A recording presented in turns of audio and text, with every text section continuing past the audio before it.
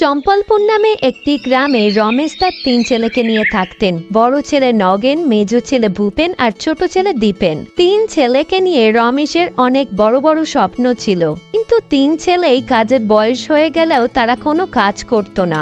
রমেশ অসুস্থ হলে একদিন সে তার 3 ছেলেকে ডেকে বলে,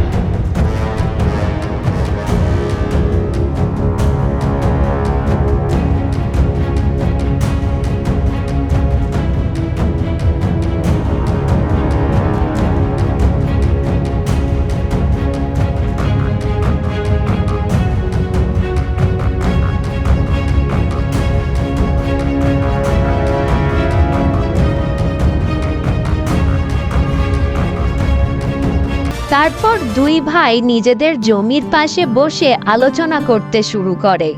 এই বাবাটার না পুরো মাথা খারাপ হয়ে গেছে। সেটাই তো, আমরা এমন কি করব যেটা বাবা কল্পনাও করেনি, কিন্তু আমাদের কিছু না কিছু তো করতেই হবে। আর দীপেনের কথা কি বলি, ও তো ছোটবেলা থেকেই হ্যাবলা ক্যাবলা, ও 1% পেলেও ওর জীবন চালিয়ে নেবে। কিন্তু আমাদের 75% নিয়েই বা কি হবে? আমাদের যদি পুরোটা থাকে তবেই না। কিন্তু কিভাবে, তাই তো ভাবতে হবে। এই কথা বলে 2 ভাই সেখান থেকে চলে যায়।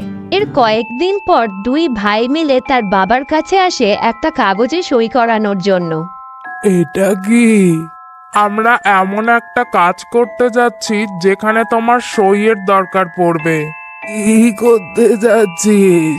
আমরা ঠিক করেছি আমরা পর্বতারোহী হব। আমাদের যদি কিছু হয়ে যায় কোনো দায় থাকবে না। তাই তুমি এই কাগজে সই করে দাও। এই কথা শুনে তাদের বাবা সেখানে সই করে দেয়। এইভাবে 4 দিন কেটে যায়।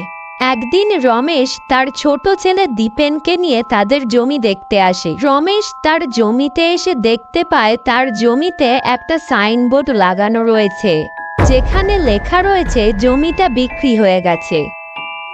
আরে, এটা কিভাবে হলো? আমি তো আমার জমি বিক্রি করিনি, তাহলে এটা বিক্রি হলো কিভাবে? ঠিক সেই সময় জমির নতুন মালিক সেখানে এসে হাজির হয়। রমেশদা, এই বোর্ড আমি লাগিয়েছি।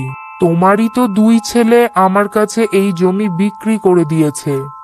কবে? আমি তো জানতেও পারলাম না। এটা কি বলছেন? আপনিই তো জমি বিক্রির কাগজে সই করেছেন। এই দেখুন, আমার কাছে কাগজ রয়েছে। এই কথা বলে জমির নতুন মালিক রমেশকে সেই কাগজ দেখায়, আর রমেশও দেখে ওই কাগজে তার সই রয়েছে।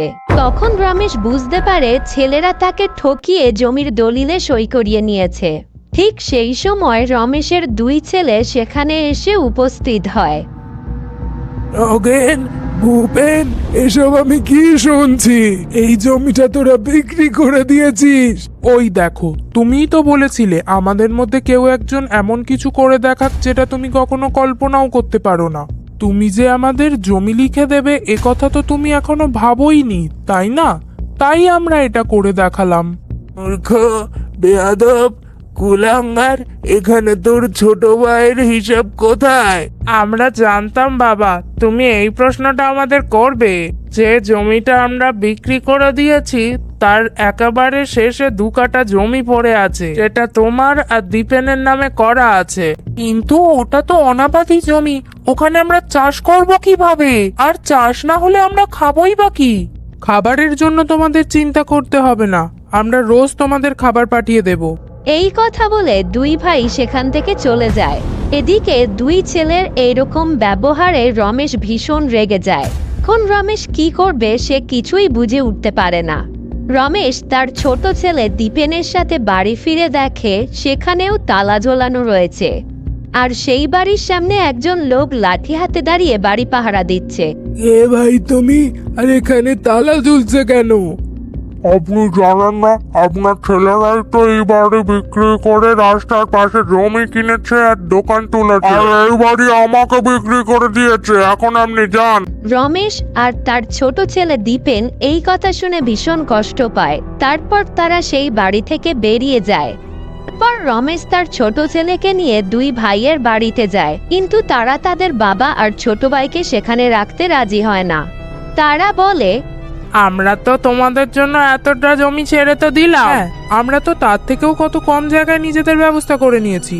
কিন্তু বাবা, ওই জমিটা তো অনাবাদি জমি, তো তাতে আমরা কি করতে পারি সেটা তোমাদের সমস্যা।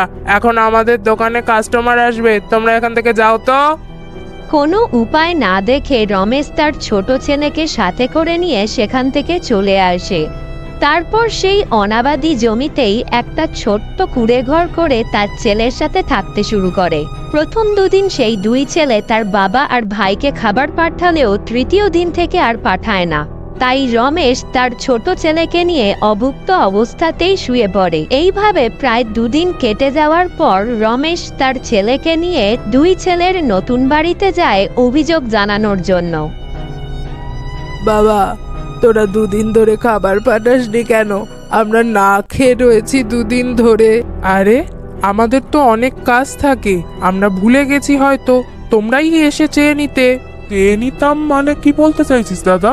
আমরা কি ভিখারি নাকি? এত তোদের মান সম্মানের দেমাগ যখন, নিজেরাই ফসল ফলিয়ে নে না। যদি অনাবাদি জমি না দিতিস তাহলে আমরা নিজেরাই চাষ করে নিতাম। এই কারণেই তো চেয়ে নিতে বললাম। তাহলে এবার থেকে তোরা এসে এখানে চেয়ে নিস। আমরা খাবার পাঠাতে পারবো না, এখান থেকে এখন আসতে পারিস। এইসব কথা শুনে রমেশ আর তার ছেলে ভীষণ কষ্ট পায় আর সেখান থেকে ফিরে আসে।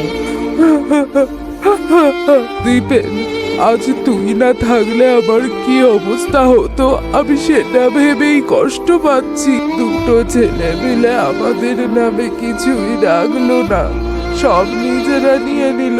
এখন আমরা দুবেলা খেতেও পারছি না। ভগবান এমন সন্তান কাউকে যেন না দেয়। এর থেকে ভালো হতো আমি নিঃসন্তান থাকতাম। বাবার কান্না দেখে দীপেন তার বাবার কাঁধে হাত রেখে বাবাকে সান্ত্বনা দিতে থাকে। এইভাবেই সারা রাত কেটে যায়। এর পরদিন সকাল হলে, বাবা দীপেন, আজকে কি করব? কোথা থেকে খাবার পাবো আমরা?